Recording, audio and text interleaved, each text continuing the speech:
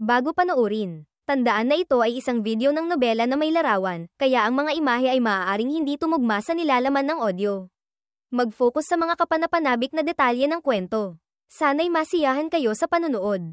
Kung nagustuhan ninyo, mangyaring bigyan ako ng isang like at isang subscribe sa channel. Salamat. Sa isip ni Yeming, sino siya? Ngunit malabo niyang naramdaman na hindi maliit ang pinagmulan ng kabilang panig. Kaya't nag-cross siya ng mga kamay at yumuko. Ang disipulong si Yeming. Nagbibigay galang kay senior. Tumayo ka. Itinaas ng lalaking nakaputi ang kanyang pamansing. At isang malaking itim na pagong ang nahuli. Bang! Inihagis ito sa ibabaw ng berdeng batong mesa. Nakataob pa. Mukhang hindi magaan ang pagkakabagsak. Nakita ni Yeming na nagkakawag-kawag ang apat na paa nito. Kaya't mabait siyang tumulong. Isang kamay lang at naibaliktad na niya ito. Tinitigan siya ng pagong gamit ang mga matang parang munggo.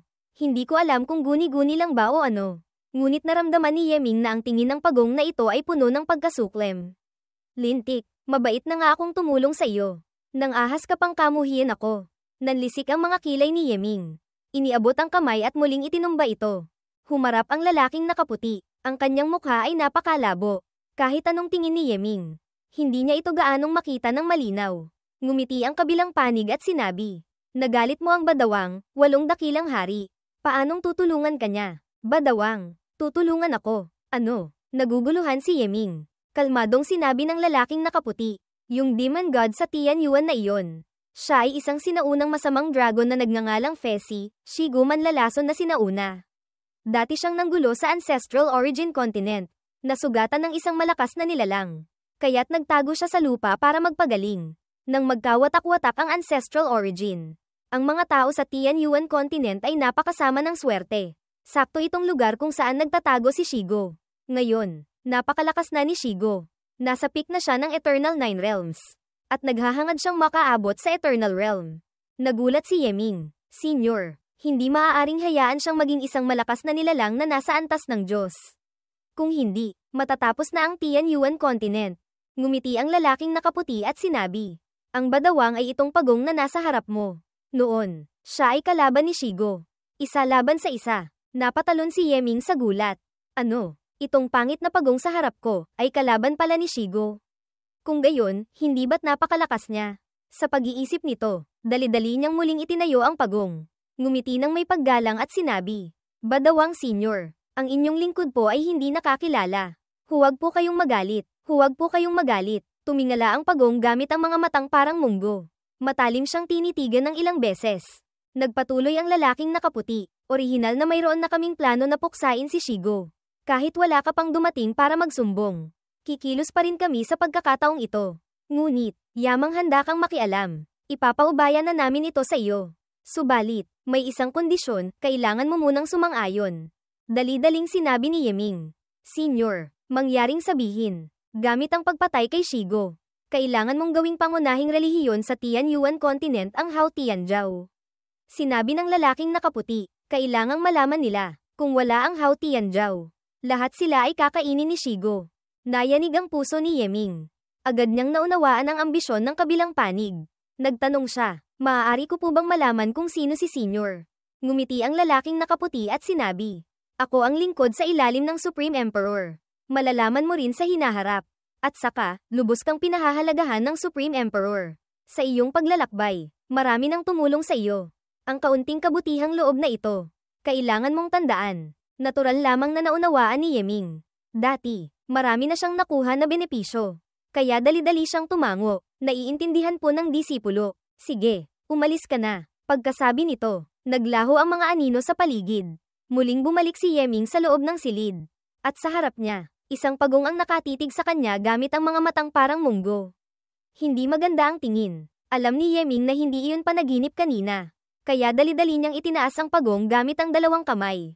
Ngumiti at sinabi, "Baye, ikawalong amo. Ano po ang gusto ninyong kainin?" Pagkarinig sa salitang kain, kumurap-kurap ang pagong, lumingon sa mesa, at sa ibabaw ng mesa, sakto namang may isang maliit na banga ng alak. Nagliwanag ang mga mata ni Yeming. Gusto ni Baye na uminom ng alak. Tumango ang 8 hari. Agad inilabas ni Yeming ang kanyang itinagong divine brew.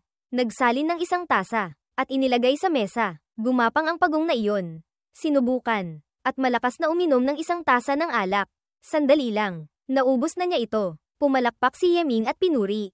Baye, ang galing uminom. Pagkasabi nito, nagsalin ulit siya ng isang tasa. Sa ganoong paraan, siya sa isang tabi, yung isa naman ay umiinom. Hindi nagtagal, isang banga ng alak ang naubos na. Hindi na nagpatuloy pa si Yeming sa pagsasalin. Ngumiti at nagtanong, Baye, bakit hindi kayo mag-anyong tao? Tumango-tango ang pagong, mayabang, at ipinadala ang isang hibla ng impormasyon kay Yeming gamit ang Divine Sense. Yun pala, ang pagong na ito noon ay nagkamali ng malaki. Ipinasok siya ni General Duan Tian sa merit pool, hanggang sa lumitaw si Yeming. Saka lamang siya pinalaya, ang kanyang buong cultivation ay selyado pa rin. Kailan lilito ang Yushen, Dark God? Saka lamang maibabalik ang kanyang cultivation. Medyo nadismaya si Yeming. Mapaklang ngumiti at sinabi, kung gayon, kailangan ko pa rin kayong alagaan ng 70 hanggang 80 taon. Hindi kaya, mauubos ninyo ang aking kayamanan sa pag-inom. Ngumisi ang badawang. Tila gustong sabihin, bata, isa pang tasa. Sa pagkakaroon ng pagong sa tabi niya. Sa wakas ay napanatag na ang puso ni Yeming. Nagsimula siyang mag-isip kung paano. Gamit ang 7 taon pagkatapos ng insidente ng pagpatay sa demonyo. Gagawing unang dakilang relihiyon na pinaniniwalaan ng lahat ang Hao Tianzhao. Walang tigil siyang nag-isip, palihim na ipinadala ang isang utos kay Xiao Qiang. Ang nilalaman ng utos ay, ang Hao Tianzhao ngayon ay kailangang. Ano man ang mangyari, ikalat ang balita tungkol sa kasamaan ng Beihuang Demon God. At saka, kailangang malaman ng mga karaniwang tao na tanging ang Hao Tianzhao lamang ang makakapagligtas sa kanila. Anumang iba pa, ang 5 dakilang imperyo. Ang 4 na dakilang divine lands, lahat ay hindi magagawa. Ang Hao Tianzhao, orihinal na hindi kinikilala ng langit. Sa paggawa ng ganitong bagay, natural lamang na walang anumang pressure. Agad na ipinag-utos ni Xiao Qiang. Kaya, isang malaking underground internet ang nagsimulang humandar. Malaki man ay isang umaga. Isang maliit na bansa, maliit man ay isang nayon. Isang bayan, kumilos na ang mga mananampalataya ng Hao Tianzhao. Ginamit nila ang iba't ibang pagkatao para ikalat ang balita tungkol sa pagkain ng tao ng Demon God. Hindi na natin pag-uusapan pa ang mga kilos ng Hao Tianzhao. Kinabukasan, pagkasikat pa lang ng araw, ipinahayag ni Yeming na gusto na niyang umalis. Dali-daling pinigilan siya ng Chu family. Sinabi lamang ni Yeming na may mahalaga siyang gagawin. Kailangang umalis agad. Sa pagkakataong ito, ang Chu family ay nagmamadali sa usapin ng pagkontrata sa hukbo. Hindi pa napagkakasunduan ng maayos. Paanong hahayaan nilang umalis ang Crown Prince? Ang family head ng Chu family, isang malakas na nasa martial god realm, ay yumuko ng malalim kay Yeming at sinabi, Kamahalan, ang aking Chu family ay laging tapat sa korte. Sa pagkakataong ito, sa pagkontrata sa hukbo, nais ng Chu family na mag-ambag ng kaunting lakas. Maganda ang sinabi ng Chu family head. Kaya huminto si Yeming. Nag-alinlangan siya sandali, pagkatapos ay sinabi, ang bagay na ito, talagang hindi ko kayang pagpasyahan mag-isa. Ganito na lang, kung talagang may puso ka, magbigay ka muna ng isang deposito. Kung magtagumpay ang bagay, pupunan mo na lang ang kakulangan. Kung hindi magtagumpay, ibabalik ng prinsipeng ito ang deposito sa iyo. Natuwa ang Chu family head at sinabi, Maraming salamat, Kamahalan. Hindi ko po alam kung gaano kalaki ang kailangang ibigay na deposito. 1 trilyong Divine Spirit Coins, sabi ni Yeming. Sige. Agad akong pupunta para kunin ang pera. Masayang umalis ang Chu family head. Kaya bumalik na ulit si Yeming sa silid. Mabilis na inihanda ng Chu family ang pera. Kagabi pa lang, nagpadala na sila ng tao. Sa loob, inimbestigahan na nila ang lahat. Natuklasan nila na ang Earth Sovereign Empire, sa pagsasanib puwersa sa malaking bagay na ito, ay talagang kulang sa lakas. At mayroon din silang ganitong intensyon. Kaya, 9 na bahagi na silang naniniwala kay Yeming. Yung natitirang isang bahagi ng pagdududa ay mabilis ding natabunan ng malaking pakinabang. Kahit gaano pa kabilis maghanda ang Chu family, mangangailangan pa rin ito ng ilang araw. At nitong mga araw na ito, sinamahan ni na Chu Shenzhou at Tian Meng si prinsipe sa pamamasyal sa mga bundok at ilog. Masaya rin sila. Sa panahong ito, ginamit ni Yeming ang koneksyon ng Hao Tianzhao. Inutusan silang pumunta sa Crown Princess Mansion para kunin ang ilang mga bagay. Kasama na ang Crown Princess Seal. Kasama ang lahat ng bagay na maaaring magpatunay sa pagkatao ng Crown Prince. Ang Hao Tianzhao ay may malawak na kapangyarihan. Wala pang 2 araw, lahat ng bagay na iyon ay napunta na sa kamay ni Yeming. Isang piraso ng Imperial Dragon Jade Pendant, isang set ng Crown Princess attire, isang pamaypay na madalas gamitin ng Crown Prince. Ang Crown Prince's Seal, kasama ang ilang piraso ng Imperial Silk na ginagamit ng Crown Prince para magsulat ng mga kautusan. Sa ilalim ng pagtatago ng mga bagay na ito, ang Crown Prince na ito na si Yeming ay mas lalo pang naging kapanipaniwala. Kaya, pagdating ng ikatlong araw, sunod-sunod na nagsidatingan ang mga puwersa mula sa iba't ibang panig sa Chu family. Nagmamakaawa na makuha ang kwalipikasyon para makontrata ang hukbo. Si Yeming, gaya ng dati, ay tumanggap ng deposito. Bawat pamilya, hindi bababa sa 1 trilyong Divine Spirit Coins. Yung iba na napakayaman, ilang beses pang nagbigay ng deposito. Naglabas ng 3 trilyon, 500 bilyon, hindi rin kakaunti ang halaga. Dahil, habang mas malaki ang deposito, sa hinaharap, mas malaki rin ang makukuhang bahagi sa pagkontrata sa hukbo. Ang bagay na ito ay malinaw sa lahat. Sa loob lamang ng maikling 5 araw, ang natanggap na deposito ni Yeming ay lumampas na sa 100 trilyon na Heavenly Divine Spirit Coins. Alam niyang dapat na siyang huminto, kaya ilang beses niyang tinanggihan ang pagpigil ng Chu family. Isinama si Jiang Zhu, at tahimik na umalis. Sa parehong araw, umalis sila sa Earth Sovereign Empire at pumasok sa teritoryo ng Azure Dragon Empire. Ang pagpapanggap ni Yeming bilang Crown Prince at pagkolekta ng deposito, 1 buwan pa bago ito nabunyag. Ang dahilan, ang tunay na Crown Prince, talagang pumunta pala sa Lingyu Country. Itong Lingyu Country, nagkagulo ang daan-daang pamilya at puwersa. Naglabas sila ng wanted poster para kay Yeming. Nag-alok ng pabuya. Sayang lang, una, hindi nila alam ang tunay na pagkatao ni Yeming. Pangalawa, hindi nila alam ang pinagmulan ni Yeming. Kahit gaano karaming wanted posters ang ilabas nila, walang silbi. Pagbalik sa Azure Dragon Empire, agad nakipag-ugnayan si Yeming kay Feng Shi. Mabilis na nagpadala ng balita si Feng Shi. Hindi siya nasa Azure Dragon Empire. Sa maikling panahon, hindi siya makakabalik. Pinag-iingat siya nito ng kaunti. Ang paalala ni Feng Shi ay hindi walang dahilan. Noon pa, marami nang nagawang kaaway si Yeming. Si 39th Prince Feng Wuzhang ay binugbog niya. At saka, sa Void Heaven Realm, pinatay niya ang hindi kakaunting martial gods mula sa iba't ibang puwersa. Kaya, mga kaaway niya ay nasa lahat ng dako. Noon, para maiwasan ang gulo, ginamit niya ang pagkatao ni Long Xiaobai at pumunta sa Sword Lake. Hanggang ngayon lang siya bumalik. Ngunit, wala rin siyang pakialam. Ang kanyang lakas ngayon ay sapat na para harapin ang karamihan sa mga sitwasyon. Lalo na't sina Ji Ruzu at Xiao Qiang ay papunta na. Ilang araw pa, makakarating na sila. Pagbalik sa Azure Dragon Empire, natural lamang na gusto niyang makita sina Zhang Heng at ang iba pa. Ang Azure Dragon Academy ay ganoon pa rin ang itsura. Si Yeming, para maiwasan ang gulo, sinikap niyang magbago ng itsura. Nag-anyong isang binatilyo, kasama si Jiang Zhu. Sabay silang bumalik sa kanyang tirahan sa Azure Dragon Academy. Nakabalik na ako. Itinulak niya ang pinto, ngumiti at sinabi. Ngunit, walang sumagot sa kanya. Walang tao. Nilakad niya ang bawat silid. Gaya ng inaasahan, wala ni isang tao. Kakaiba, nasaan ang mga tao? Nagtataka si Yeming. Alam niyang si Naruyo at ang iba pa ay laging naririto sa kanyang lugar. Lalo na si Zhang Heng. Sa sandaling ito, may pumasok mula sa labas. Nakita sina Yeming at Jiang Zhu. Nanlisik ang kilay at nagtanong. Sino kayo? Bakit kayo pumasok sa aking tirahan? Sinuri ni Yeming ang kabilang panig. Isang tingin lang. Hindi niya ito nakilala. Nagtanong siya. Ito ba ang bahay mo?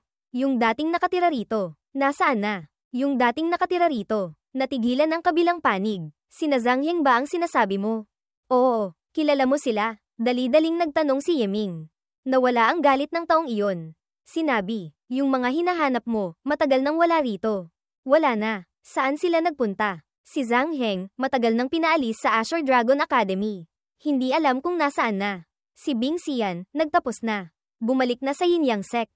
Oo, at saka may isa pa. Si Ruyu. Orihinal na malapit na rin siyang magtapos. Ngunit isang araw, bigla siyang nawala. Walang nakakaalam kung saan siya nagpunta. Kaya nabakante ang silid na ito. Ibinigay ito sa akin ng akademya. Nanliit ang mga mata ni Yeming. Si Zhang Heng, bakit siya pinaalis? Hanggang sa pagkawala ni Ruyu, marahil ay may kinalaman ito sa Tian Hushen, Heavenly Fox God. Si Bing Xian, bumalik sa Yin Yang Sect. Nagulat din siya. Ang pananatili niya sa East Capital, hindi ba't mas maganda ang kanyang kinabukasan? Umalis na kayo. Gusto ko pang magpahinga. Inutusan ng kabilang panig na umalis ang panauhin. Walang nagawa sina Yeming kundi umalis. Ang tanawin ay nananatili, ngunit ang mga tao ay wala na. Medyo nakaramdam ng lungkot si Yeming. Isinama niya si Jiang Zhu sa isang malapit na restaurant para kumain. At kasabay nito ay nagtanong-tanong tungkol sa nangyari kina Zhang Heng at Luo Bingxian. Ang resulta, talagang nalaman niya ang tungkol sa nangyari sa tatlo. Yun pala, si Zhang Heng ay nagsasanay ng Free Corpses Scripture. Nagpapadalisay ng mga bangkay, at ito'y natuklasan. Nagulat ang mga nakatataas sa akademya. Ilang mga kaaway ni Yeming ang sumamantala para gumawa ng masama. Si Zhang Heng, hindi lamang pinaalis, kundi muntik pang mapahamak. Sa huli, nakatakas lamang siya. Tungkol naman sa pagbabalik ni Luo Bingxian sa Yin-Yang sect, may dahilan din. Si 39th Prince, hindi alam kung dahil sa paghihiganti o sa ibang layunin, ay madalas na nanggugulo kay Luo Bingxian. Ang huli ay labis na naiinis. Kaya pagkatapos magtapos ay bumalik na siya sa Yin-Yang sect. Ang kilos na ito, mukhang para iwasan si 39th Prince Feng Wuzhang. Si Ruyo ay nakaranas din ng katulad na sitwasyon. Ngunit ang nanggulo sa kanya ay hindi si Feng Wuzhang, kundi si 13th Prince Feng Wudo. May isang panahon na si Ruyo ay hindi man lang lumalabas ng pinto. O kaya'y tumatanggap ng mga misyon sa malalayong lugar. Hanggang sa hindi nagtagal, dinala siya ng isang misteryosong babae palayo sa akademya. At hanggang ngayon ay hindi pa bumabalik. Lintik, pagkatapos malaman ng lahat, mahigpit na pinisil ni Yeming ang tasa. Puno ng galit ang kanyang dibdib. Ang pag-alis ng iyong mga kaibigan ay mabuti rin. Naintindihan ni Jiang Zhu ang sitwasyon. Ang pananatili rito ay mas mapanganib. Kapag may oras ka, maaari mo silang hanapin. Hindi ko matanggap ang galit na ito, malamig na sinabi ni Yeming. Kailangan kong gumawa ng isang bagay para malaman nila na ako. Si Yeming ay nakabalik na. Jiang Zhu, ano na naman ang gusto mong gawin? Tumingin si Yeming kay Jiang Zhu. Huwag mong kalimutan, ikaw ay prinsesa ng Vermilion Bird. Ano naman ngayon, hindi naintindihan ni Jiang Zhu. Sina Feng Wuzhang at ang iba pang mga walang hiya, tiyak na gustong makalapit sa iyo. Sakto, tuturuan ko sila ng leksyon, sabi ni Yeming. Hindi nasiyahan si Jiang Zhu at sinabi, gagamitin mo ako bilang pain. Lumingon si Yeming, pasalamatan mo ako ng maayos. Tingnan natin kung papayag ako. Seryosong sinabi ni Jiang Zhu. Pag-isipan mo muna, Yeming. Ikaw ang magsabi. Ang mga mata ni Jiang Zhu ay kumislap. Narinig mo na ba ang tungkol sa In-Laws Lake? Tumango si Yeming. Narinig ko na. Sabi-sabi, kung pupunta ka sa tabi ng lawa, makikita mo sa refleksyon ang itsura ng iyong magiging asawa sa hinaharap. Hindi ko alam kung totoo o hindi. Ngumiti si Jiang Zhu at sinabi, gusto kong pumunta sa In-Laws Lake. Sumama ka sa akin. Napairap si Yeming. Ang mga alamat, hindi tiyak na totoo. Nagalit si Jiang Zhu at sinabi, pupunta ka ba o hindi? Bamantong hininga si Yeming. Sige, ngunit ang In-Laws Lake ay nasa White Tiger Empire. Kailangan muna nating ayusin ang mga bagay dito bago tayo makapunta roon. Siyempre, ngayon lang sumaya si Jiang Zhu. Yamang pumayag si Jiang Zhu na tumulong. Nagsimula ng magplano si Yeming. Ang kanyang plano ay napakasimple, gamitin si Jiang Zhu bilang pain para akitin ang grupo ni Feng Wuzhang papunta sa Void Heaven Realm. Pagkatapos ay siya naman ang kikilos para turuan sila ng leksyon. At saka, nagpa siya siyang maghanda ng ilang soul destruction needles. Handa sa anumang sitwasyon. Ang kapangyarihan ng Hao Tianjiao ay laganap sa 5 dakilang imperyo. Sa pamamagitan ng Hao Tianjiao, mabilis na inilantad ni Yeming ang pagkatao ni Jiang Zhu. Kaya, hindi nagtagal, kumilos na ang mga prinsipe ng Azure Dragon Empire. Sa pinakamarangyang hotel sa East Capital, sina Yeming at Jiang Zhu ay umiinom ng alak at nag-uusap. Sa loob ng silid na may pangalang Tian, Langit, paminsan-minsan ay may maririnig na tawanan. Biglang, may kumatok sa pinto. Ang katulong sa tabi ay nagtanong, Ginoo, gusto niyo po bang buksan ang pinto? Kalmadong sinabi ni Yeming. Sige na, binuksan ng katulong ang pinto. Pumasok si Feng Wuzhang. Nagkita ang magkaaway. Sukdulan ng galit. Matamlay na tinitigan ni Feng Wuzhang si Yeming. Pagkatapos ay lumingon kay Jiang Zhu. Nagkrus siya ng mga kamay at ngumiti. Prinsesa Piao Zhu, matagal ko nang naririnig ang inyong pangalan. Sinuri rin ni Jiang Zhu ang kabilang panig. Kayo po ay, hindi mahalaga. Ako si 39th Prince Feng Wuzhang ng Azure Dragon Empire, pagpapakilala ni Feng Wuzhang. Nang marinig kong narito ang prinsesa, agad akong sumakay ng kabayo para makita ang inyong kagandahan. Ngayon, sa isang tingin, tunay ngang hindi kasinungalingan ang mga sabi-sabi. Nakakabighani, kalmadong sinabi ni Jiang Zhu. Masyado pong mapuri si kapatid na Wuzhang. Hindi po ako ganoon kaganda. Ngumiti si Feng Wuzhang. Dumating ang prinsesa sa aming Azure Dragon Empire. Bilang punong abala, Dapat naming ipakita ang aming pagtanggap. Naghanda na ako ng isang piging sa Princess Mansion. Inimbitahan ko ang maraming kilalang tao at mga iskolar. Umaasa akong pagbibigyan kami ng prinsesa. Maaga nang nakipag-usap si Jiang Zhu kay Yeming tungkol sa plano. Sinabi niya, pasensya na po, mayroon pa akong gagawin. Ngayong araw, natatakot akong hindi ako makakapunta. Medyo nadismaya si Feng Wuzhang at nagtanong. Hindi ko po alam kung ano ang gagawin ng prinsesa. Mayroon po bang kailangan ng tulong ng munting kapatid? Hindi na kailangan. Gusto kong pumunta sa Void Heaven Realm ng isang beses. Sa mga guho ng Ancient Heavenly Court. Maghahanap ako ng ilang bagay. Sabi ni Jiang Zhu. Naging interesado si Feng Wuzhang. Pupunta sa mga guho ng Ancient Heavenly Court. Ang lugar na iyon, matagal nang hinalughog ng mga tao. Natatakot akong wala ng magandang bagay doon. Susubukan ko lang ang aking swerte. Mahina hong sinabi ni Jiang Zhu. Kung talagang wala akong mahanap, ayos lang din. Umikot ang mga mata ni Feng Wuzhang. Kung gayon, ang munting kapatid ay sasama sa prinsesa. Sama-sama tayong maghanap. Hindi na po mag-aabala kay kapatid na Wuzhang, magalang na tumanggi si Jiang Zhu. Sapat na pong kasama ko si Yeming. Nang mabanggit si Yeming, kumaibat ang talukap ng mata ni Feng Wuzhang at sinabi, Prinsesa, ang taong ito ay fumana ng Azure Dragon. Ngunit may masama pa ring iniisip sa prinsesa. Talagang kaiyahiya, prinsesa, mas mabuting lumayo kayo sa ganitong uri ng tao. Malamig na ngumiti si Yeming. Feng Wuzhang, ang bagay na ito ay walang kinalaman sa iyo. Sa bahay mo, may 10 kirida ka na. Tapos lumalabas ka pa para landiin si Prinsesa Piaozu. Ano ka? Walang hiya. Muntik nang himatayin sa galit si Feng Wuzhang. Saan galing ang 10 kirida niya? 3 lang meron siya. Pwede ba? Ito ay isang malubhang paninirang puri. Galit siyang nagsabi, Yeming, mas mabuting lumayo ka sa prinsesa. Kung hindi, kahit ang Grand Princess ay hindi ka maililigtas. Tila may naalala si Yeming. Sinabi, pag-uusapan natin ang Grand Princess, hindi ba dapat tawagin mo akong tiyo? Halika, tawagin mo akong isang beses para marinig ko. Natigilan si Feng Wuzhang. Hindi naman tiya niya ang Grand Princess. Si Yeming ang asawa ng Grand Princess. Ayon sa Loika, dapat nga siyang tawaging tiyo.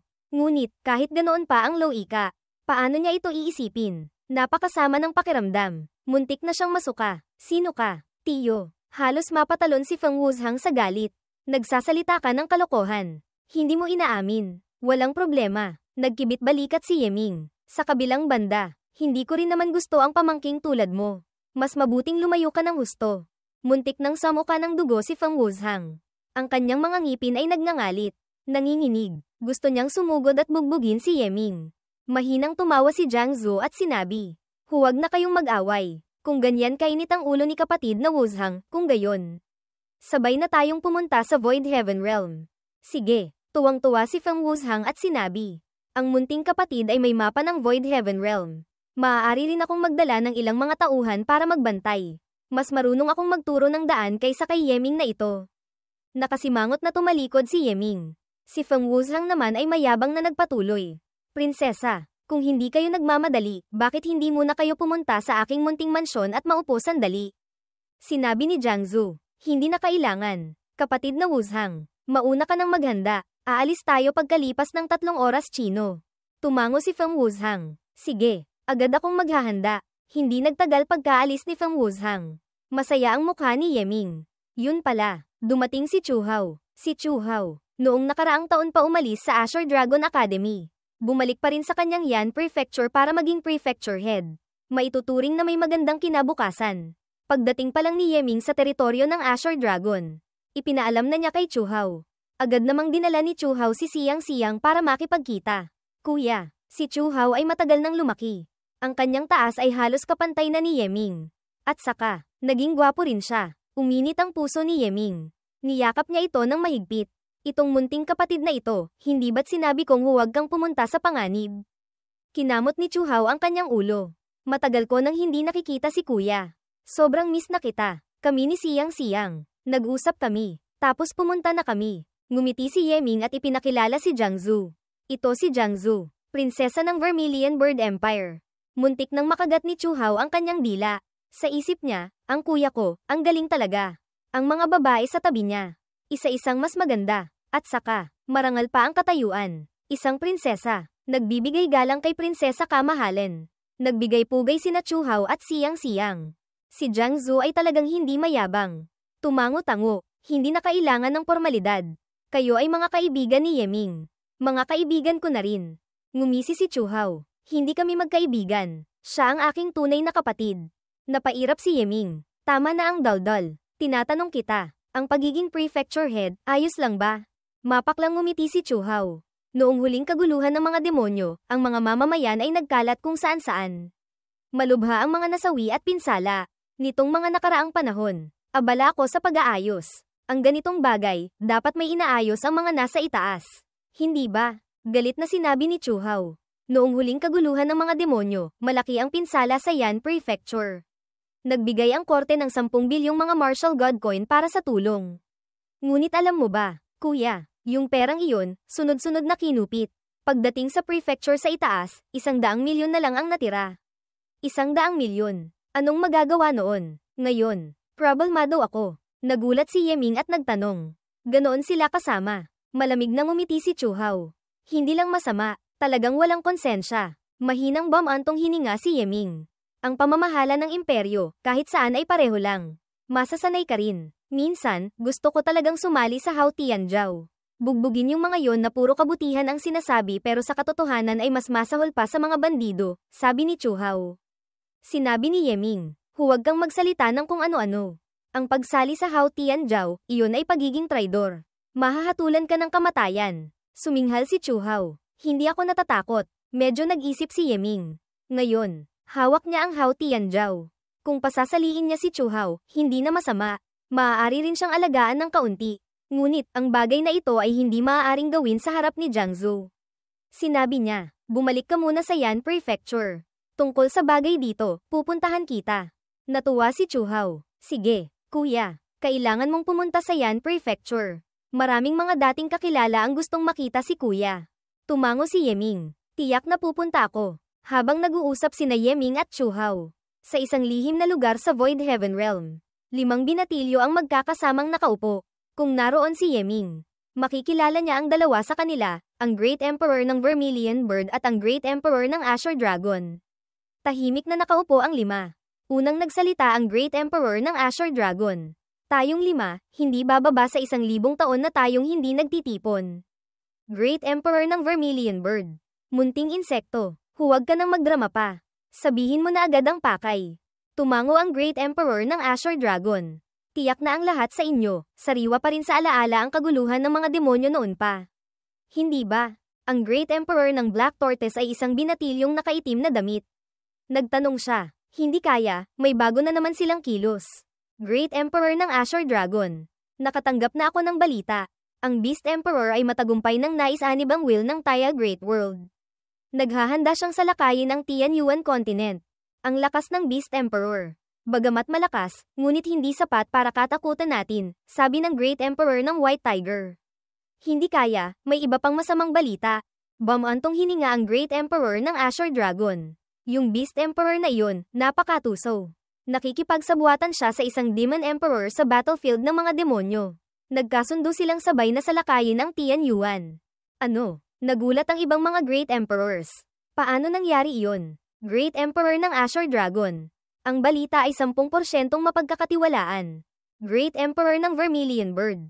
At saka, ang sitwasyon ay mas malala pa kaysa rito. Yung Qi Tianjiao, napakalakas ng kanilang dating. Ang kanilang layunin ay magtayo ng isang pinag-isang imperyo. Gusto nilang, tayong 5 dakilang imperyo, palitan. Kaya, mas tumpak na sabihin, haharapin natin ang 3 malalaking kaaway. Bawat isa ay mahirap harapin. Huwag kayong mag-alala. Ang pag-iisa sa Tianyuan, tiyak na hindi ang Qi Tianjiao. Sa sandaling ito, isang boses ang umalingaw-ngaw. Isang matandang lalaki ang dahan-daang lumabas. Pagkakita pa lang sa matandang ito, biglang tumayo ang 5 Great Emperors. Sabay-sabay silang nagsabi, tagapag-alaga ng libingan. Kalmadong sinabi ng matandang lalaki. Hindi mali, ako ang tagapag-alaga ng libingan. Isang unti-unti nang tumatandang, lingkod na nag-aalaga pa rin ng libingan para sa aking amo. Nanliit ang mga mata ng Great Emperor ng Azure Dragon at nagtanong. Tagapag-alaga ng libingan, hindi mo inaalagaan ang libingan ng 5 Elements Great Emperor.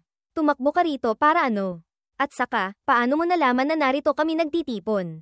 Hindi naman ito gaanong lihim, sabi ng tagapag-alaga ng libingan. Ang Golden Guard ay laganap sa 5 dakilang imperyo. Napakadali kong makakalap ng impormasyon. Mahinang bumantong hininga ang Great Emperor ng Azure Dragon at sinabi, ang 5 Elements Great Emperor, matagal nang bumagsak. Bakit kailangan mo pang maging ganyan kapursigido? Sabihin ko man ng hindi maganda, yung inaalagaan mong iyon, ang natitirang miyembro ng Divine Dynasty, wala namang gaanong talento. Bagamat mayroon siyang dugo ng 5 Elements Great Emperor, ngunit hindi rin siya angkop para sa paghahari at pagpapalawak ng imperyo. Malakas na suminghal ang matandang lalaki at sinabi, ang Divine Lord Master, may pambihirang talento. Ang kanyang karunungan ay parang dagat. Mas malayo pa sa inyong 5. Anong karapatan ninyong maliitin siya? Great Emperor ng White Tiger. Haha, tumawa ng malakas. Tagapag-alaga ng libingan. Kami, dahil sa paggalang sa 5 Elements Great Emperor kaya nitong mga taon ay hinayaan namin siyang manggulo. Kung hindi, sa tingin mo ba, ang Golden Guard ay makakarating hanggang ngayon? Maging isang nakatagong ika-6 na imperyo. Kalmadong sinabi ng tagapag-alaga ng libingan. Kahit ano paman, ang lakas ng Golden Guard ngayon ay hindi na mas mababa kaysa sa alinman sa inyong mga imperyo. Nais ninyong harapin ang kasalukuyang kagipitan, kailangan ng kooperasyon ng Golden Guard. Ipinadala ako ng Divine Lord dito, para makipag-usap sa inyong lahat. Hindi kaya, hindi siya nangangahas dumating. Mapanuyang sinabi ng Great Emperor ng Vermilion Bird. Sa loob ng maraming taon, duwag pa rin ba siya ng ganito? Tagapag-alaga ng libingan. Ang Divine Lord, nasa Outer Heaven. Inaayos niya ang isang napakahalagang bagay. Perpektong clone. Bakit duwag? Pagkasabi nito, ngumisi ng masama ang Great Emperor ng Vermilion Bird. Natatandaan ko, noong bata pa kaming 5 ay hindi rin kakaunti ang pambubugbog sa kanya. Malakas na sinabi ng tagapag-alaga ng libingan. Great Emperor ng Vermilion Bird. Mangyaring magpakita ng kaunting paggalang. Kung hindi, ang usapang ito ngayon ay maagang magtatapos. Umubo ang Great Emperor ng Vermilion Bird at sinabi, sige na, ano ang gusto mong pag-usapan? Tagapag-alaga ng libingan. Ang 5 Great Emperors, nabanggit na kanina ang 3 malalaking kaaway, Beast Emperor, Demon Emperor, Qi Tianzhou. Ngunit sa katotohanan, mayroon pang isang mas nakakasakit ng ulo na bagay. Iyon, ay yung nasa hilaga, yung natutulog na Demon God. Pagbanggit pa lang sa Demon God, naging mabigat ang ekspresyon ng 5 Great Emperors. Nagsimula pa silang bumantong hininga. Tagapag-alaga ng libingan. Sa katunayan, hindi kailangang maging pesimista ang 5 Great Emperors. Yung Demon God na iyon, sa katunayan, maaari nating gamitin. Great Emperor ng Azure Dragon. Tagapag-alaga ng libingan. Ano ang inyong plano? Tagapag-alaga ng libingan. Ang paraan, naisip ito ng Divine Lord. Maaari nitong gawing, isang beses lang tayong maghirap. Habang buhay ng maginhawa, ganap na puksain ng Demon God na iyon. Sabay-sabay na nayanig ang 5 Great Emperors. Bilisin mo, sabihin mo, sinabi ng tagapag-alaga ng libingan. Sa katunayan, napakasimple, kailangan lang nating lumikha ng isang divine creation. Gawin siyang tulad ng Beast Emperor. Linisin ang will ng Tianyuan Continent. Sapat na, sunod-sunod na umiling ang 5 Great Emperors. Sabay-sabay na nagsabi, hindi maaari. Great Emperor ng Black Tortoise. Ang mga divine spirits ng Tianyuan ay pawang itinalaga ng 4 na dakilang divine lands o ng imperyo. Tayo, lilikha ng isang malakas na Diyos. Hindi ba't mapapasailalim tayo sa kanyang kontrol? Ang paraang ito, hindi maaari. Tagapag-alaga ng libingan. Ang Tianyuan, kung nais makaiwas sa sakuna, kailangang gawin ito. Kung hindi, paano lalabanan ng Beast Emperor? Paano lalabanan ng Demon Emperor? At paano haharapin ang Qi Tianzhou? Lalo na, mayroon pang isang gustong kainin ng mahigit kalahati ng populasyon, ang Demon God Shigo. Nanahimik ang 5 Great Emperors. Sila, talagang walang magawa. Hindi makaisip ng ibang paraan. Patuloy na nang hikayat ang tagapag-alaga ng libingan. Ang Divine Lord Master, sa Outer Heaven. Natuklasan ng isang innate divine embryo. Ayon sa obserbasyon ng Divine Lord, ang divine embryo na iyon. Sa sandaling lumabas sa mundo, magkakaroon na agad ng lakas ng Eternal 8 Realms. Kung dagdagan pa natin ang heavenly will ng ating Tianyuan Continent, tiyak na makakarating ito sa Eternal 9 Realms. Sa pagkakaroon ng ganitong isang divine creation, ang Tianyuan Continent ay mapoprotektahan ng ligtas. Walang mangyayari. Beast Emperor, Demon Emperor, maging ang Qi Tian Sect, Shigo, lahat sila ay hindi problema. Ang mas mahalaga, ang mga divine spirits sa Tianyuan Continent. Mahigit kalahati ay kontrolado ng 4 na dakilang divine lands. Ngunit sa pagkakaroon ng Divine Creation Lord na ito, ang posisyon ng 4 na dakilang Divine Lands ay babagsak ng husto. Mahuhulog sila sa antas ng isang Holy Land. At wala na silang lakas para labanan tayo. Ang huling puntong ito, ang nagpakilos sa puso ng 5 Great Emperors. Sa loob ng 100.000 taon, ang 5 dakilang imperyo ay walang tigil na nagsisikap na makawala sa kontrol ng 4 na dakilang Divine Lands. Ngunit kailanman ay hindi sila nagtagumpay. Kahit na walang gaanong epekto. Ngayon, may pagkakataon. Siyempre, ayaw nilang palampasin ito. Sa dilim. Pagkatapos magpalitan ng salita, sinabi ng Great Emperor ng Azure Dragon. Pansamantala kaming sumasang-ayon. Ngunit, ang innate divine embryo na iyon, kailangang ibigay sa amin para alagaan. Umiling ang tagapag-alaga ng libingan. Ang divine embryo, kailangang alagaan ng Divine Lord Master. Kung hindi sumasang-ayon ng 5 Great Emperors, ang bagay na ito ay hanggang dito na lang. Sinabi ng Great Emperor ng Azure Dragon. Tagapag-alaga ng libingan. Ang divine embryo, kailangang kami ang mag-alaga. Tagapag-alaga ng libingan. Paumanhin. Ang divine embryo, ipapaalaga sa Divine Lord. Matagal na nagtalo ang dalawang panig. Sa huli, pareho silang umatras ng isang hakbang. Ang divine embryo ay magkakasamang aalagaan ng 5 Great Emperors at ng Divine Lord. Ang Tianyuan Continent, nagkaroon ng ganito kalaking pangyayari. Si Yeming, lubos na walang alam. Pagkaalis ni Chu Hao hindi nagtagal. Dumating na si Feng Wuzhang. Sa likuran niya ay isang grupo ng mga eksperto. Mukhang, mga inimbita niyang tulong. Si Yeming, hindi man lang nagulat. Malamig na sinabi, ano, natatakot ka bang mabugbog sa Void Heaven Realm kaya naghanap ka ng ganitong tulong? Walang hiya, hindi pinansin ni Feng Wuzhang ang kanyang imahe. Nagmura ng malakas. Ang lakas mo, bagamat hindi masama, ngunit sa buong Azure Dragon Empire. Wala ka pa ring kwenta. Matatakot ba ako sa iyo? Malamig na ngumiti si Yeming at sinabi. Kung gayon, magkita tayo sa Martial Monarch Desert. Pagkasabi nito, ang kanyang kaluluwa, kasama si Jiangzu, ay nag-project papunta sa Void Heaven Realm. Sina Feng Wuzhang at ang iba pa ay sunod-sunod ding nag-project papasok sa Void Heaven Realm. Isang grupo ng mga tao ang lumitaw sa Martial Monarch Desert. Ang Martial Monarch Desert ay isang walang hanggang disyerto. Paminsan-minsan, makakakita ng ilang mga naiwang sinaunang guho. Iyon, mga bagay na naiwan mula sa panahon ng Ancient Heavenly Court. Feng Wuzhang, Prinsesa. Ang mga guho ng Ancient Heavenly Court, marami. Sa Martial Monarch Desert, hindi rin marami. Mas mabuting lumipat tayo sa ibang lugar. Ang Martial Monarch Desert ay pabor kay Yeming. Natural lamang na gusto niyang lumipat sa ibang lugar. Siyempre, hindi papayag si Jiangzu. Sinabi niya, maghanap muna tayo. Baka sakaling may makita tayo. Pagkasabi nito, humiwalay siya kay Yeming at nagtungo sa kaliwa. Si Yeming naman ay nagtungo sa kanan. Kumislap ng matalas na liwanag ang mga mata ni Feng Wuzhang. Sumenyas siya sa isang grupo ng mga tao na sundan si Jiangzu. Siya mismo, kasama ang isang grupo ng mga eksperto, ay malayo ang agwat na sumusunod kay Yeming. Naghahanda siyang humanap ng pagkakataon para umatake. Ang mga kasama ni Feng Wuzhang ay 12 katao. Halos lahat sila ay mga malalakas na nasa Martial Saint level. Si Feng Wuzhang mismo ay umabot na sa Martial Sovereign level. Ang pagsunod nila kay Yeming, malinaw na walang mabuting intensyon. Kamahalan. Ang taong ito, napakalakas ng loob. Nang ahas pang humiwalay sa prinsesa. Hindi kaya, hindi siya natatakot na harapin natin siya. Tanong ng isang tauhan. Malamig na ngumiti si Feng Wuzhang. Isa siyang mayabang na hanggal.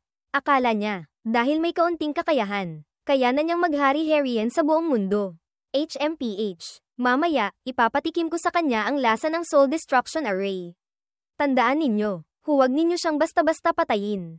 Kailangan kong pahirapan ng husto ang walang hiyang asong ito. Kamahalan, hindi kaya, pinalalaki ninyo ang bagay. Ang batang ito, kahit mas malakas pa. Martial Monarch lang din naman.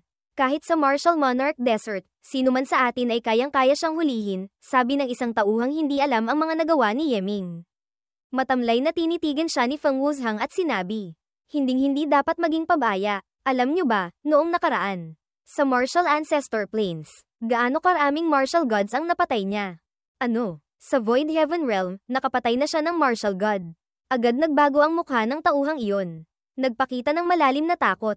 Ang lakas ng martial god, kahit sa Martial Ancestor Plains. Mas malakas pa rin kaysa sa Martial Ancestor. Bakit siya napatay? Itong si Yeming, gaano ba talaga siya kalakas? Ang taong ito, tunay ngang henyo. Ngunit, masyadong mayabang. hindi maaaring gamitin para sa aking sarili.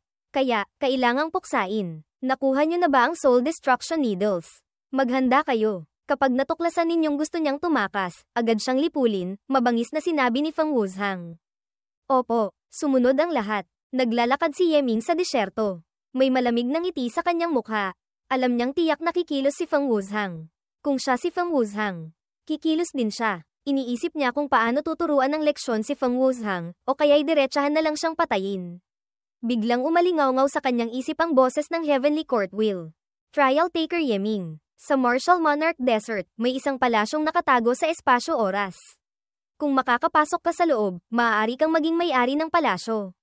Nagulat si Ye Ming at sinabi, ano, sa loob ng palasyo, mayroon bang mga kayamanan? Iyon, noon, ang palasyo kung saan nakatira ang panganay na anak ng Heavenly Emperor. Si Crown Prince Zhu Tian. Ang pangalan ay Longevity Palace. Si Crown Prince Zhu Tian ay magaling sa daw ng pills. Array formations. Orihinal na, may posibilidad siyang manahin ang posisyon ng Heavenly Emperor. Sayang lang, isang umaga. Gumuho ang Heavenly Court. Si Crown Prince Zhu Tian ay namatay din sa malaking digmaan, sabi ng Heavenly Court Will. Ang Longevity Palace, sa kasalukuyan. Sa mga guho ng Heavenly Court, ang nag-iisang kumpletong napreserbang palasyo. Ang mga tunay na kayamanan sa loob, marahil ay naroon pa. Agad uminit ang puso ni Ye Ming. Kahit ang pagnanais na turuan ng leksyon si Feng Wuzhang ay humina na. Nagtanong siya, ang impormasyong ito, ako lang ba ang nakakaalam? Tama ka, ikaw, bilang isang trial taker, ay may prioridad na malaman ang mga karapatan.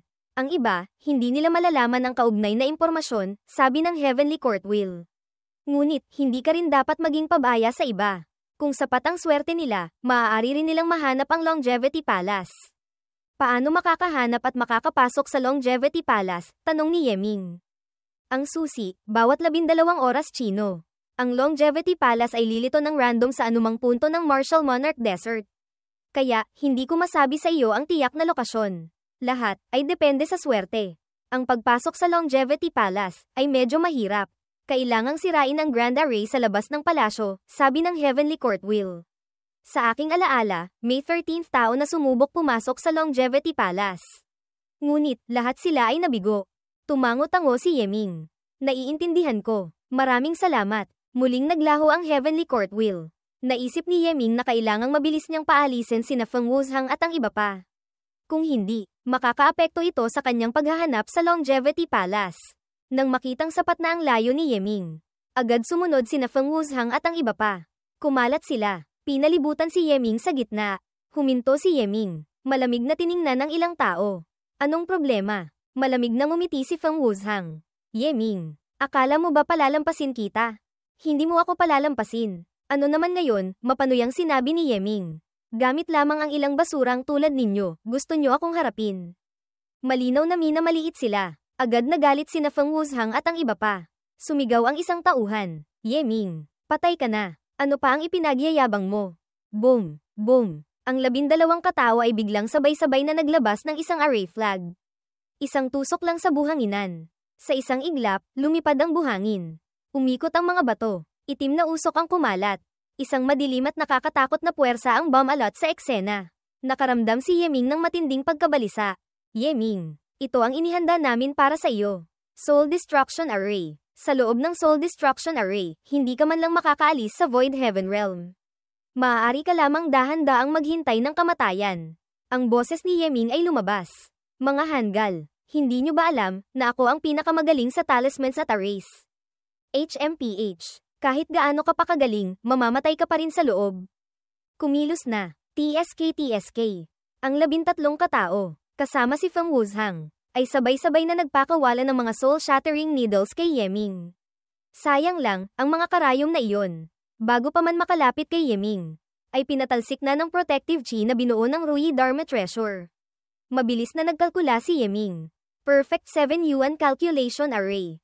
Idagdag pa ang 7th Level Calculation Array at ang Karma Loop. Wala pang kalahating sandali, nahanap na niya ang kahinaan ng Soul Destruction Array. Naglabas siya ng 3 Martial God Coins. Sa buong lakas na pag-activate, ang mga Martial God Coins ay naging 3 hibla ng Divine Light. Magkahiwalay na tumama sa 3 lokasyon ng Soul Destruction Array. Boom! Boom! Agad na yumanig ng malakas ang Soul Destruction Array. Umangat ito. Pagkatapos ay boom. Isang malakas na pagsabog. Ang 12 katao ay pawang tumilapon. Kahit si Feng Wushang ay naapektuhan. Hindi pa man nakakabawi si Feng Wushang mula sa pagkagulat. Si Yeming ay parang multo nang lumapit. 2 kamao na bakal. Gamit ang hindi kapani-paniwalang bilis. Ay hamampez. Bang, bang, bang, bang. Sa isang iglap, nakatanggap si Feng Wushang ng daan-daang suntok. Bagbog sarado ang kanyang mukha. Lahat ng kanyang magagandang ngipin ay nalagas na. Ang mas malala pa, sinipa pa siya ni Yeming ng ilang beses sa ibabang bahagi ng katawan. Nagdulot ng sukdulang sakit na pinsala. Ang 12 tauhan ay pawang natulala. Hindi ba't ito'y away kalye? Nagmamadaling sumugod para tumulong. Ngunit sa Martial Monarch Desert, ang cultivation ng lahat ay pinipigilan sa Martial Monarch level. Martial Monarch laban sa Martial Monarch, sila. Kumpara kay Yeming, ay napakalayo ang agwat. Boom! Ang Kara rating pa lang ay sinuntok agad ni Yeming. Tumilapon. Nawasak ang katawan. Kaya, sa loob lamang ng maikling ilang hingahan, ang 12 tauhan ay pawang nakahandusay na sa lupa. Sinamantala ang pagkakataong ito. Inactivate ni Feng Wushang ang Void Heaven token. Tumakas mula sa Void Heaven realm. Kasunod niya, ang iba pang mga tauhan ay umalis na rin. Hindi na nang ahas pang manatili kahit sandali. Hindi rin naman balak ni Yeming na talagang pumatay. Sa huli, alam ng lahat ang bagay na ito. Kapag nagkataon at talagang pinatay niya si Feng Wushang, iyon ay direktang pakikipag-away na sa Azure Dragon Empire. Sa kasalukuyan, hindi pa umaabot sa ganoong punto. Tungkol naman kay Feng Wushang, isang maliit na aral lang ay sapat na. Kahit gusto pa niyang talagang patayin ito, tiyak na hindi sa ganitong sitwasyon. Madaling naitaboy si Feng Wushang. Nagsimula nang maghanap si Yeming sa Martial Monarch Desert para sa Longevity Palace. Dahil hindi niya alam kung kailan lilito ang Longevity Palace. At kung saan ito lilito, kaya maaari lamang siyang umasa sa swerte. Kung maganda ang swerte, hindi magtatagal ay may makikita na siya. Kung masama naman ang swerte, baka abutin pa siya ng ilang buwan. O kahit ilang taon, habang naghahanap ng Longevity Palace. Hindi niya inaasahang makakatagpo siya ng isang grupo ng mga tao. Ang grupong iyon, lahat sila ay nakasuot ng itim na mahabang damit. Isa sa kanila, mukhang isang binatilyo. Malamig ang tingin. Sa kanyang kamay, may hawak siyang isang bagay na parang compass. Naglalakad siya habang humihinto. Nagkataong nagkasalubong ang dalawang panig. Tumingala ang binatilyo. Isang sulyap lang kay Yeming. Pagkatapos ay mahinang nag-utos sa mga tao sa tabi niya. Puksain siya. Kaya, mula sa grupo, lumabas ang isang taong nakaitim na damit. Direktang lumapit kay Yeming. Sa kanyang mukha, may mabangis na ngiti. Habang lumalapit, nagtanong siya, "Bata, kung ayaw mong mamatay, agad kang lumaya sa Martial Monarch Desert." Nagsalubong ang kilay ni Yeming. Malamig na sinabi, "Ang Martial Monarch Desert, bahay mo ba ito?" Ngumisi ng masama ang taong nakaitim. Iniabot ang kamay at hinawakan si Yeming. Kasabay nito ay sumigaw, "Naghahanap ng kamatayan. Ibibigay ko sa iyo." Ginamit ng kabilang panig ang isang divine ability. Isang taas lang ng kamay. Sa ilalim ng paa ni Yeming ay lumitaw ang isang matalas na 5 daliring malaking kamay. Malakas na kumuyam. Ang katawan ni Yeming ay hindi gumalaw. Ang Rui Dharma Treasure ay automatikong naglabas ng isang bilog na liwanag na harang. Dumakat ang malaking kamay na iyon sa liwanag na harang. Agad na na-trigger ang defensive restriction sa Rui Dharma Treasure. Boom! Yumanig ang liwanag na harang. Ang liwanag na kamay ay naging ulan ng liwanag at naglaho. Ang taong gumamit ng spell naman ay sumigaw sa sakit. Sunod-sunod na umatras. Ang kanyang mukha ay agad na namutla na parang papel. Malamig na pawis ang tumulo sa kanyang noo. Ang iba pang mga tao ay pawang nagulat. Ano iyon? Anong martial tool? Napakalakas ng depensa. Sa ganito mo lang kakayahan, nangangahas ka pang pagbantaan ako. Nanlisik ang mga mata ni Yeming. Biglang iniabot ang kamay. Spiritual Chi, Gang Chi, Talismans, magkakahalong nabuo sa isang malaking kamay na talisman. Direktang dumagan sa kabilang panig. Ito, mukhang basta lang napagdagan. Walang ginamit na anumang divine ability. Tanging spiritual chi at gang chi lamang ang ginamit para buuin ang 8 trigrams killing array. Ngunit, ang kanyang gang chi ay napakakapal. Ang kanyang lakas ay sukdulang malakas. Paglabas pa lang ng malaking kamay, ang absolutong lakas ay agad na pumihil sa kabilang panig. Hindi mapigilan. Ang binatilyo sa grupong iyon ay nakita ang panganib. Malakas siyang sumigaw. Sayang lang, walang silbi. Yung taong nakaitim na iyon, hindi man lang makagalaw. Walang magawa kundi panoorin ang malaking kamay na talisman ni Yeming na bumabagsak. Kumislap ang talismanic light. Umikot ang chi flow. Ang kanyang katawan. Kasama ang kanyang Yuan Shen, primal spirit. Sa isang iglap ay pinatay ng 8 trigrams killing array. Patay. Pagkatapos pumatay ng isang tao. Direktang lumakad si Yeming patungo sa grupong iyon. Malamig na sinabi, "Sino ang nagsabi kanina na gusto akong puksain?" Nagsalubong ang kilay ng binatilyo. Tila medyo nagulat siya sa lakas ni Yeming. Humiwalay siya sa grupo. Tinitigin siya at sinabi, "Kaibigan, ang iyong lakas ay hindi masama. Walang hiya. Sino ang kaibigan mo?" Walang pakundangang minura ni Yeming. Agad nagalit ang binatilyo. Sumigaw. Walang galang na hindi alam ang kamatayan. Akala mo, dahil natalo mo ang isang tauhan ko, pwede ka nang magyabang at manggulo. Siguro ikaw nga, itong Martial Monarch Desert, hindi pag-aari ng sinuman. At ikaw, hindi kita kilala. Pagkakita pa lang, gusto mo na akong puksain. Ito, hindi lamang pang-api. Mayroon ding kahangalan at kayabangan. Marahil, akala mo, ang lahat ng tao sa mundong ito, maliban sa iyo, ay mga langgam lamang. Sayang lang, hindi mo alam, sa aking mga mata. Isa ka ring uod, malamig na sinabi ni Yeming. Sinasabi mong, uod ako. Ang mahabang damit ng binatilyo ay gumalaw kahit walang hangin. Malamig ang mga matang nakatitig kay Yeming. Walang alam na bagay. Alam mo ba kung sino ako? Ang iyong pagkatao, tagapagmana ng Divine Land, prinsipe ng imperyo, Holy Son ng Holy Land, o isang bastardo mula sa Outer Heaven. Kahit sino ka pa. Kung ngayon ay hindi ka hihingi ng tawad, mahihirapan kang makaalis dito ng buhay, mahinang sinabi ni Yeming. Tunay ngang mayabang. Ang mga taong nakaitim sa likuran ng binatilyo ay sunod-sunod na sumigaw. Ang aming young master ay ang walang kapantay na henyo ng Origin God Sea. Dati nang pumunta sa training grounds. Nakipaglaban sa mga henyo mula sa iba't ibang kalawakan. At nakaligtas siyang lumabas. Anong karapatan mong maliitin siya? Nagulat si Yeming. Dati nang pumasok sa training grounds. Kung gayon, ang binatilyong ito sa harap niya, ay isa sa 3 tao mula sa Tianyuan na pumasok sa training grounds. Ngunit, bakit hindi ko siya nakita dati? Hindi kaya, ang batang ito. Pagkatapos pumasok sa training grounds, ay nagtago, kaya nakaligtas siyang lumabas. Training grounds, hindi ko pa naririnig. Malamig na suminghal si Yeming. Isang tanong lang, hihingi ka ba ng tawad o gusto mong mapatay ko? Sige, ako na mismo ang tatapos sa iyo. Itinuro ng binatilyo ang isang daliri. Biglang lumitaw sa ilalim ng paa ni Yeming ang hindi mabilang na mga berdeng baging. Parang mga galamin na humahaba. Sa isang iglap, mahigpit na iginapos ang kanyang katawan. Babala ni Beiming, "Master, mag-ingat ka. Ang taong ito ay bihasa sa mga spell." Agad na nagpaalala si Beiming, "Spell. Mayroon kang spell martial soul."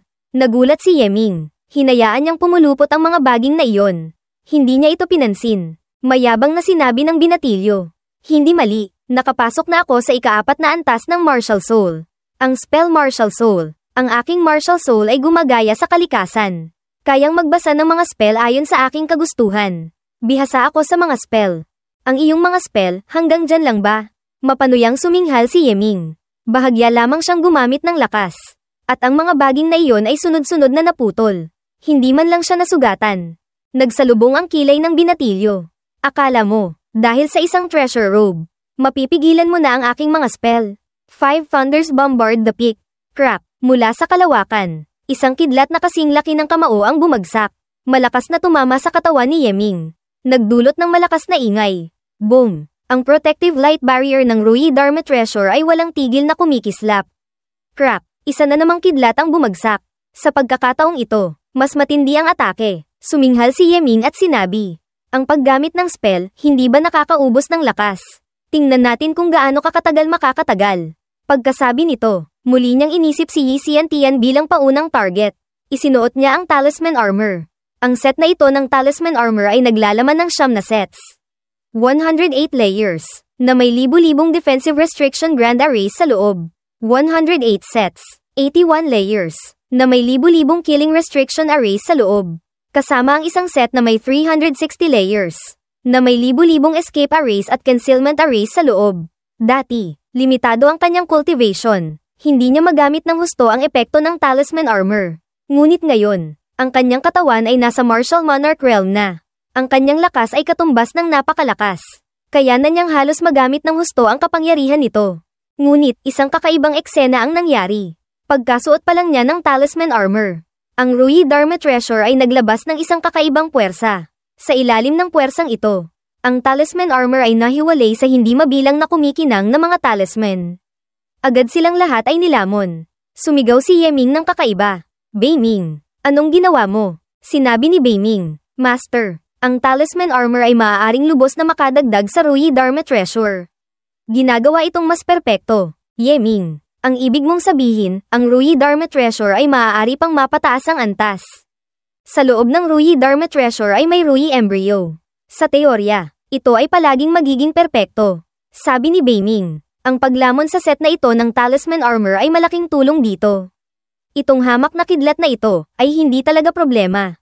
Sa sumunod na sandali, naramdaman ni Yeming na sa loob ng Rui Dharma Treasure ay marami pang nadagdag na mga array formations at restrictions.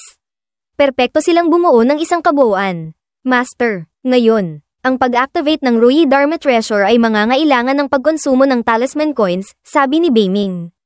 Sa sandaling ito, inihagis ni Yeming ang isang string ng level 9 talisman coins. Agad nagsimulang humandar ng mabilis ang Rui Dharma Treasure. Si Yeming ang sentro. Sa loob ng 100 hakbang na radius sa lupa, lumitaw ang mahiwagang liwanag na mga talisman. Nabuo sa 12 na mga talisman at pillars na nakatayo ng hindi gumagalaw. Boom! Boom! Boom! 3 makakapal na kidlat ang bumagsak. Tumama sa mga pillars. Ang lakas ng kidlat na iyon ay ibinaba sa lupa. Si Yeming, kahit isang hibla ng buhok ay hindi natinag. Ang Rui Dharma Treasure, kaya palang magbago ng defensive array formation batay sa uri ng atake. Nagulat siyang nagtanong kay Beiming. Hindi mali, ito ang tunay na diwa ng Rui Dharma Treasure. Nagbabago ayon sa kapaligiran, umaayon sa kagustuhan. Anumang spell ang gamitin ng kaaway. Gagamit ako ng katumbas na array formation para sumagot. Natigilan ang binatilyo. Ang grand array na inilabas ni Yeming, malinaw na kaya nitong depensahan ang kanyang mga spell. Paano niya ito nagawa? Tumawa ng malakas si Yeming. Kung hanggang dito lang ang iyong mga pamamaraan, natatakot akong matatalo ka na. Heavenly Demon Devour. Ang mga kamay ng binatilyo ay gumawa ng mga hand seals. Ang kanyang mukha ay naging sukdulang mabangis. Puno ng masamang hangin. Mula sa kalawakan, hindi mabilang na mga hibla ng itim na usok ang bumaba. Nabuo sa bawat isang kakaibang anyo ng Heavenly Demon Illusions. Sunod-sunod silang sumugod kay Yeming. Magbago ka para sa akin, mahinang sumigaw si Yeming. Ang Rui Dharma Treasure ay muling nagbago. Ang 12 pillars ay naglaho. Sa halip, isang lotus-shaped array formation ang lumitaw. At si Yeming ay nakaupo ng maayos sa gitna nito. Ang array formation na ito ay tinatawag na 10 Directions Pure Land Array. Kaya nitong paalisin ang mga demonyo at patatagin ang kaluluwa. Si Yeming ay nasa loob nito. Ang kanyang pure young martial soul ay sukdulang matibay. Sa sandaling damapo ang mga heavenly demons sa kanyang katawan. Agad silang nasusunog at nawawala. Sila pa nga ay naglabas ng mga anchichi na sigaw ng paghihirap. Nakakabingi pakinggan. Ang mga heavenly demons ay nasunog hanggang mamatay. Nayanig ang martial soul ng binatilyo. Agad namutla ang kanyang mukha. Galit siyang nagsabi, "Anong ginawa mo?" Tumawa ng malakas si Yeming. "Wala akong ginawa. Ang iyong mga spell, basura. Maaari ka bang maglabas ng mas disenteng bagay?" Natakot at nagulat ang binatilyo. Hindi lamang siya isang henyo, kundi napakatalino rin. Kung hindi siya makakarating hanggang ngayon. Ang iba't ibang ipinakita ni Yeming ay sukdulang nakakagulat. Ito ay nagpapatunay na ang lakas ng kabilang panig ay mas mataas pa kaysa sa kanya.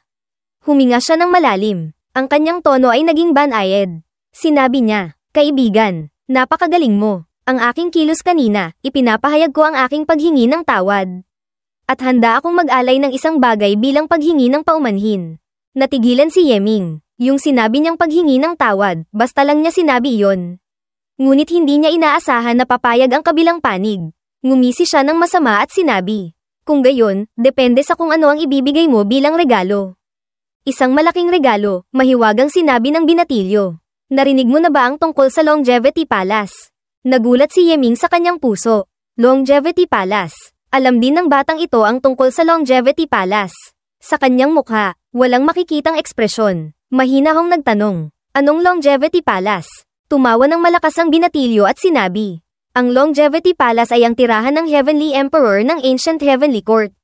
Kumpletong napreserba. Sa loob nito, may hindi mabilang na mga tunay na kayamanan.